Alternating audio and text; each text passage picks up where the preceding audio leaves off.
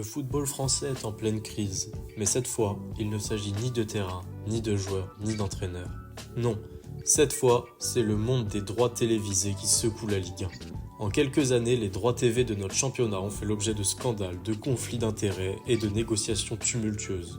Aujourd'hui, on va décortiquer ce qui s'est vraiment passé, comment les promesses de millions se sont transformées en cauchemars pour les clubs, les diffuseurs et les supporters.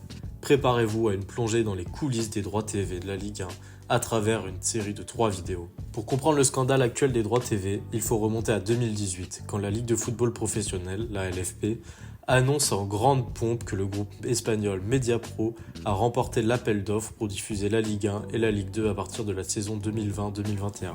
L'offre était historique, plus de 800 millions d'euros par saison, un montant jamais atteint auparavant en France. Tout le monde pensait que c'était le début d'une nouvelle ère pour la Ligue 1, avec plus d'argent pour les clubs et une visibilité accrue pour le championnat.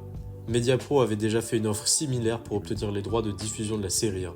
Cette offre avait été directement refusée, à l'unanimité, car les dirigeants avaient jugé que le groupe ne fournissait aucune garantie sur les paiements des montants dus.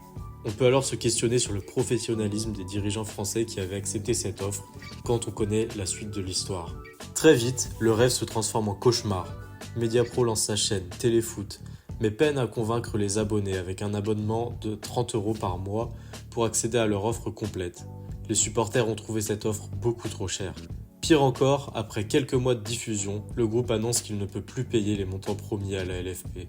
En octobre 2020, Mediapro n'honore pas son versement, créant un trou colossal dans les finances de la Ligue 1, déjà durement touchée par la pandémie de Covid-19.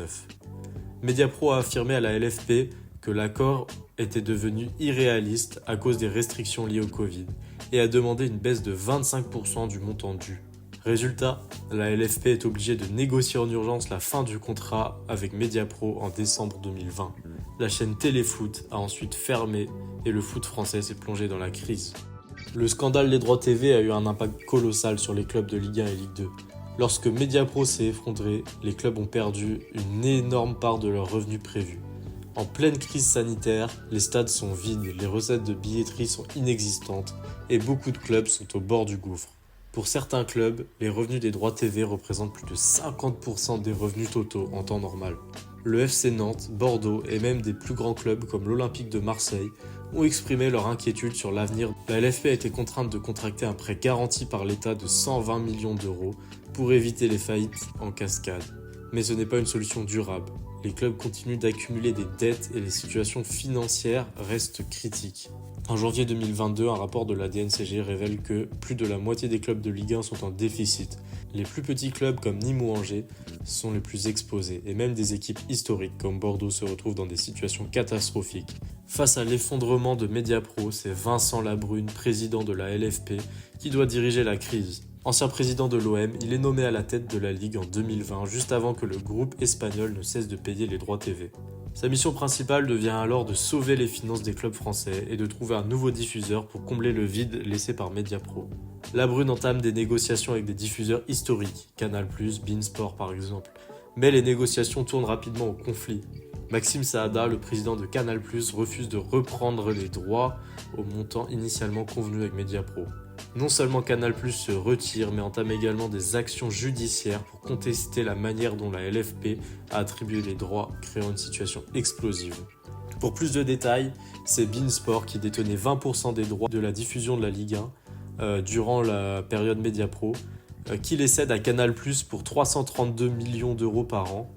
Après la chute de Mediapro, Canal+ récupère également temporairement 80% des droits restants pour seulement 35 millions, diffusant ainsi la Ligue 1 en intégralité jusqu'à la fin de la saison 2020-2021.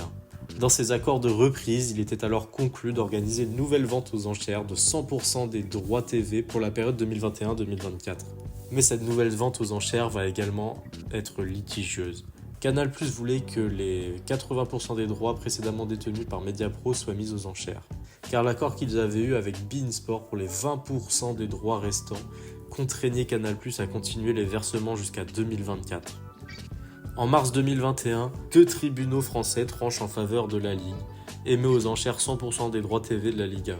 Canal+ s'est retrouvé dans une position où il devait continuer beIN Sport plus de 300 millions d'euros par an pour une offre qui est estimée à seulement 100 millions d'euros par an. Et la mise aux enchères n'a d'ailleurs pas profité à Canal+, mais à Amazon, qui a obtenu 80% des droits de la Ligue 1 pour la période 2021-2024 pour seulement 250 millions d'euros par an, une offre jugée au rabais par Canal+. Canal+ a tout de même réussi à conserver son lot initial de 2 matchs par journée, pour lequel il payait déjà 332 millions d'euros par an. Canal+, furieux, a publié une déclaration qui a fustigé les dirigeants de la Ligue qui ont préféré l'offre d'un nouvel entrant Amazon à celle d'un diffuseur régulier. Aujourd'hui, nous sommes en 2024.